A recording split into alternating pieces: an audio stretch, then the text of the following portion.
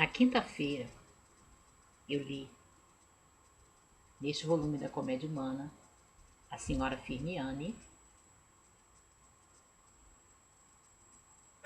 que é um conto longo ou uma novela curta, como queiram, tem um pouco mais de 30 páginas, e é como o próprio apresentador, né, a introdução que o Paulo Roney faz, como essa própria introdução a senhora Firmiani diz, é mais uma espécie de experimento de estilo, né? Exercício de estilo. Porque a gente tem todas as primeiras páginas de A Senhora Firmiani, o Balzac se demorando, tentando mostrar como vários tipos de pessoas dentro da sociedade parisiense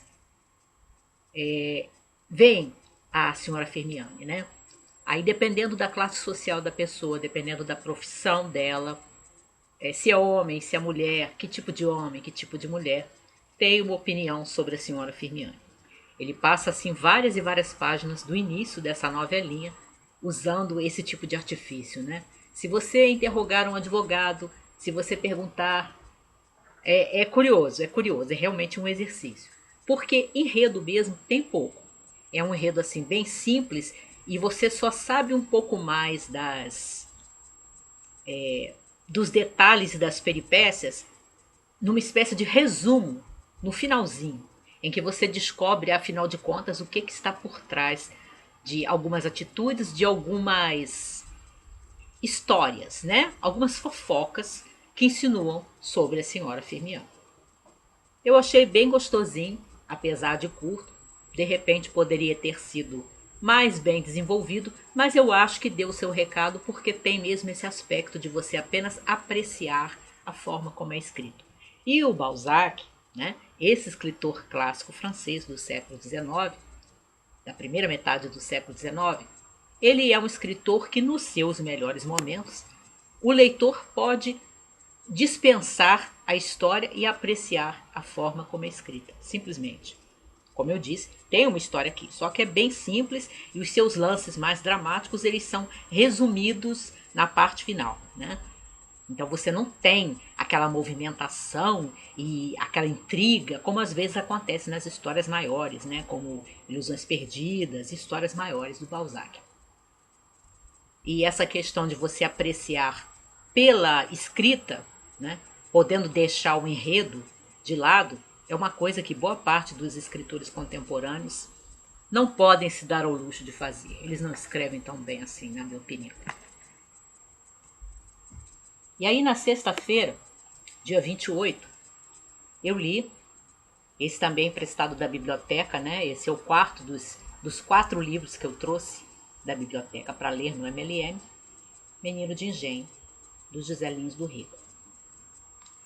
E isso aqui talvez possa ser resumido em 2 palavrinhas que formam o título de um romance até do Kawabata, que eu não li. Beleza e tristeza. Que a gente tem essa narrativa em primeira pessoa aqui, nesse primeiro romance do nosso escritor José Lins do Rego, que saiu em 1932. E nessa narrativa de primeira pessoa a gente tem, né, o rapaz contando, o Carlinhos, contando como é que ele perdeu a mãe, de uma certa maneira perdeu o pai também, né, acabou realmente perdendo o pai. E aí ele foi morar com o avô materno, né, que é um senhor de engenho, já idoso, o José Paulino. E quais são os pequenos e grandes acontecimentos que vai ter na vida do Carlinhos, né? Nessa mudança que ele faz quando ele ainda é bem pequeno, de uns 4 para 5 anos. Que acontece essa coisa dramática, né? Dele perder a mãe e tal. E, e morar com esse avô, né? O senhor de engenho. E aí ele ter contato com aquela realidade, e aí a gente tem um pouquinho daquilo que aparece em Cidades Mortas, mas o ângulo é completamente diferente e vários dos detalhes, né, da ambientação são bem diferentes, mas você vê costumes de interior, né, como a gente vê um pouquinho no Cidades Mortas, o livro de contos do Lobato que eu li, né, no MLM dias atrás, a gente tem um pouquinho disso aqui também, né? Que os divertimentos das crianças, dos jovens, né? E dos jovens adultos e até das pessoas mais velhas são divertimentos bastante simples dentro dessa sociedade dos inícios do século XX, essa sociedade brasileira do Nordeste, dos inícios do século XX, da época da cana-de-açúcar e pós-escravidão, né, pós-abolição da escravatura, só que você ainda tem aquele costume de muitas das pessoas que eram escravas estarem instaladas ali porque elas se sentem seguras, elas se sentem mais confortáveis e continuam servindo a família do Zé Paulino, né, do avô do garoto. E aí ele conhece a tia dele, né, a tia Maria, que vai ser assim uma espécie de segunda mãe para ele. E outros parentes que não são tão simpáticos assim, inclusive uma que ele odeia, né, que é a Sinhazinha. E tudo isso, os divertimentos, os sonhos, os ensimesmamentos desse garotinho. Algumas descobertas que o próprio narrador, né, que você nota que ele já é mais velho e está voltando o seu olhar para a infância, né, contando isso. Algumas descobertas que o próprio personagem narrador observa que não foram boas coisas que para ele descobrir na idade que ele descobriu e da forma como ele descobriu. E é realmente isso. É melancólico, é assim uma espécie de amor que a gente tem a essa escrita que é poderosa e é simples, do Zé Lins, a essa história do Carlinhos e que é beleza e tristeza mesmo. Eu dei 4,5. Aí ontem, sábado, eu li os melhores poemas do Alfonso de Guimarães. Essa seleção foi feita pelo próprio filho, né, um dos filhos do Alfonso, que também é poeta, o Alfonso de Guimarães Filho, fez essa seleção aqui. O Alfonso Guimarães é um poeta, né, entre o parnasianismo e o simbolismo, né, eu acho que ele se encaixa mais com o simbolismo, pela poesia dele, depois que a gente lê. E ele nasceu em 1870 e veio a falecer em 1921. E esse foi o meu primeiro contato com uma grande porção da poesia do Alfonso de Guimarães, porque eu já tinha dito que eu havia lido muito pouco, né? Eu li o Ismália, eu li Hão de Chorar por Ela os Cinamomos, eu li pouca coisa, a Catedral, né? Bem pouca coisa. Agora eu posso dizer que eu realmente li a poesia do Alfonso de Guimarães. Os temas são assim poucos e são frequentes, né? São aqueles temas recorrentes mesmo. A morte, o amor, a perda da amada, o sentimento religioso, um desejo de morte que se mistura às vezes com anseio pelo céu, um olhar assim triste, né, para a vida que o eu lírico do poeta tem, né? E daí, em alguns momentos você sente que há esse desejo, né, essa vontade de partir logo, de morrer logo. Em outros momentos parece que o eu lírico está se retraindo para a realidade da morte, não quer que ela aconteça ainda. Pelo menos nessa seleção aqui. E são muito bonitos. É uma poesia, como diz aqui, plástica, ondulante, né? E ela tem uma cadência mesmo, ela tem uma melodia. Você tem vontade de ler, como eu andei lendo alguns dos poemas, né? Grande parte deles, mas não todos, são sonetos. Você lê em voz alta, porque é realmente bonito. E a gente tem umas imagens que se repetem, né? A imagem da lua, do luar, se repete na maioria, quase em todos os poemas. Tem mais de 30 poemas aqui.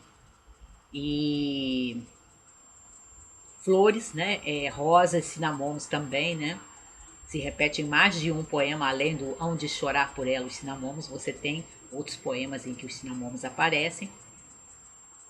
Mas eu achei que realmente, para mim, foi a minha primeira experiência de MLN lendo um volume de poesia, né?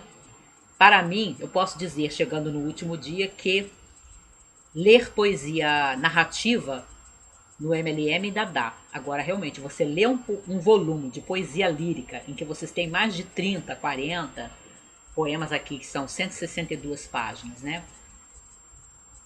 E que não tem nenhuma, não é edição bilingue nem nada, não é como o livrinho da Emily Brontë, que é menos poesia, porque na verdade você tem numa página a versão original em inglês e na outra a tradução, né? Aqui você é tudo em poesia em português mesmo, poesia brasileira, então essas 162 páginas são recheadas no seu grosso com a poesia do Alfonso, e ler poesia lírica toda de uma sentada, para mim, não funcionou muito bem. Foi mais sacrificante. Não pela qualidade da poesia, tá? Não pela qualidade da poesia. Dei 4 aqui.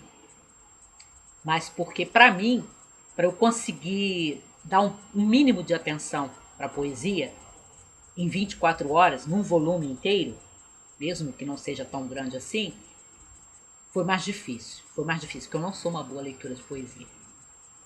Também diria que, embora a gente encontre bastante o sentimento religioso aqui, você não percebe o fruto da alegria. O fruto do espírito, a alegria, você não encontra aqui. Você tem fé, você tem esse sentimento mesmo, voltado para Deus e tal, mas não há alegria, não encontrei, pelo menos nessa seleção, não há alegria no sentimento religioso, na fé do Alfonso de Guimarães. Às vezes resignação, às vezes esperança, né, no céu, às vezes simplesmente o desejo de partir, às vezes aquele sentimento assim de compaixão, né, pelo sacrifício de Cristo, mas ele, enquanto cristão, não se revela assim um cristão que tem os seus momentos de alegria simplesmente por crer, né, simplesmente por saber que está nas mãos de um Deus Todo-Poderoso. Você não encontra o fruto da alegria aqui. É mais para depressivo mesmo. Então você também lê poesia lírica e poesia lírica deprê, toda de uma vez, não é muito bom. E hoje, 30, né? E o último dia do MLM, eu li a primeira parte da Juvenília da Jane Austen, que eu havia lido a segunda parte no mês da leitura mágica do ano passado. E aí eu aproveitei, peguei de novo esse volume para ler a primeira parte, né? Que depois da introdução, que eu já li já há algum tempo, começa na página 45 e termina na 114, primeira parte da Juvenília da Jane Austen. E são textos mais curtos do que a da segunda parte, embora a última novelinha que tem nessa primeira parte, As Três Irmãs, ela é um pouquinho mais extensa, né? Tem umas 8 páginas, 10 por aí, e um pouquinho mais elaborada, mas ainda é pouco. E você nota a mesma coisa que nota na segunda parte. Esse acentuado da jovem Jane Austen, ela escreveu esses textos entre os 12 e os 18 anos, o acentuado gosto da Jane Austen pela sátira, né? Por aquela ironia assim, e frequentemente a sátira sem muitas sutilezas, né? Bem corrosiva. Você dificilmente tem personagens simpáticos aqui, alguns não estão servindo para mais nada do que personificar certos vícios, né? Certos defeitos de caráter nessas sátiras que ela escreve. E tinha uma outra coisa que eu ia dizer, o que que é? Ah, que a gente, como na segunda parte, vai encontrar aqui também alguns esboços, mas são esboços mesmo, de personagens e situações que ela vai desenvolver mais tarde nos seus romances da maturidade, né? Você tem, numa das histórias dessa primeira parte da Juvenília da Jane Austen, você tem uma das histórias em que o personagem masculino principal, ele é uma espécie de ancestral do Mr. Darcy, mas só com os defeitos do Mr. Darcy, nenhuma das qualidades. Eu dei 3 porque eu acho que é interessante, mas não é essencial, né? Para quem tem vontade simplesmente de ler a Jane Austen na sua maturidade, nos seus textos bem acabados, com personagens mais bem desenvolvidos, né? Porque tudo aqui é muito mais sintético, né? Já que você pensa que ela realmente escreveu entre os 12 e os 18 anos. Então, ela ainda estava aprendendo mesmo, né? A elaborar, a refinar. Então, os textos são sintéticos, né? Ela não faz um estudo de caracteres como ela vai fazer mais tarde. Então, você tem, assim, esboços mesmo, esboços. Então, eu acho que interessa mais a quem tem vontade mesmo de ver essa evolução da escritura. Para mim é interessante, para muitos fãs da Jane Austen é interessante, mas eu acho que não é interessante para todos os leitores. Aí eu dei 3 por aquilo que a gente vê de promissor que já tem na obra dela, mas não é nada daquilo que ela vai fazer depois. E nós terminamos o mês da leitura mágica.